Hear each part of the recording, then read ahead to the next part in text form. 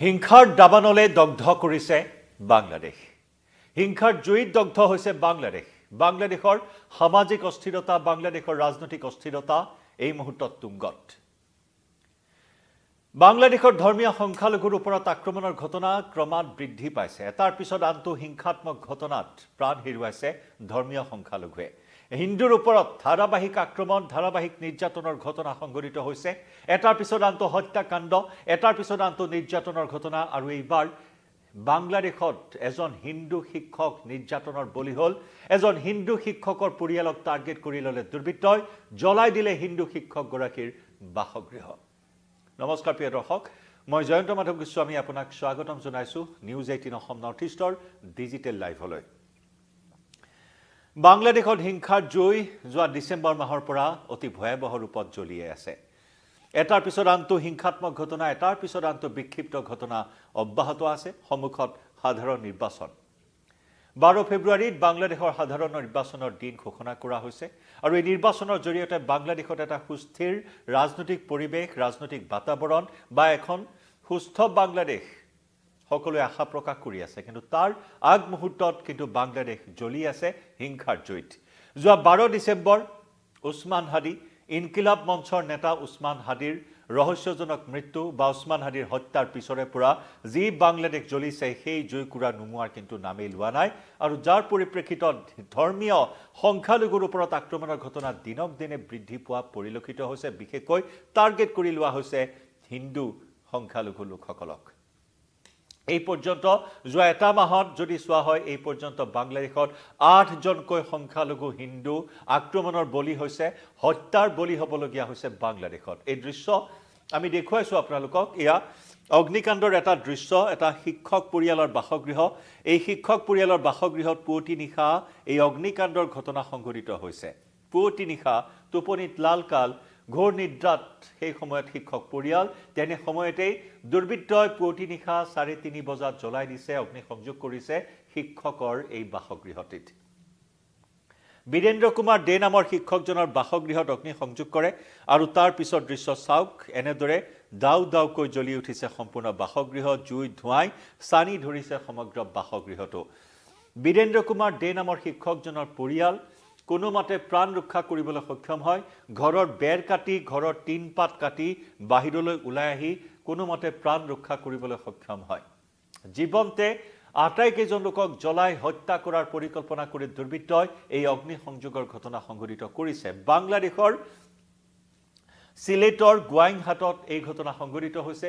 বাংলাদেশৰ সিলেটৰ গোৱাইনহাটত নিশা এই ঘটনা সংঘটিত হৈছে। আৰু যাক লৈ তীব্ৰ উত্তেজনাই এই মুহূৰ্তত বিৰাজ কৰিছে সমগ্ৰ সিলেট অঞ্চলত। ইয়াৰ পূৰ্বে যিসমূহ ধৰ্মীয় সংখ্যালঘু হিন্দুৰ ওপৰত নিৰ্যাতনৰ ঘটনা, হত্যাৰ ঘটনা সংঘটিত হৈ আহিছে।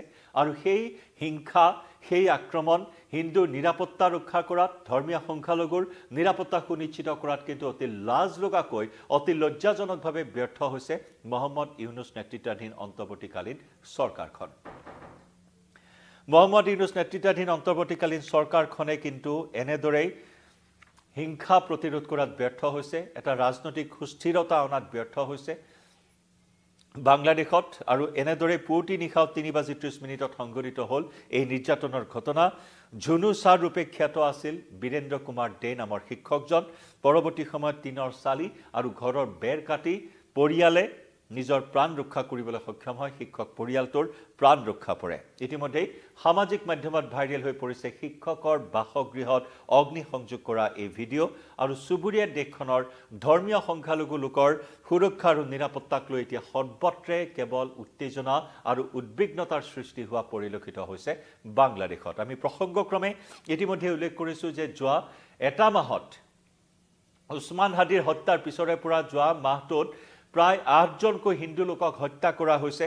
তাৰ ভিতৰত আমি ইতিমধ্যেই জনাইছিলোঁ দীপু চন্দ্ৰ দাস এজন শ্ৰমিকক কেনেদৰে অতি নিৰ্মমভাৱে, অতি বৰ্বৰভাৱে জীৱন্তে জ্বলাই হত্যা কৰা হৈছিল।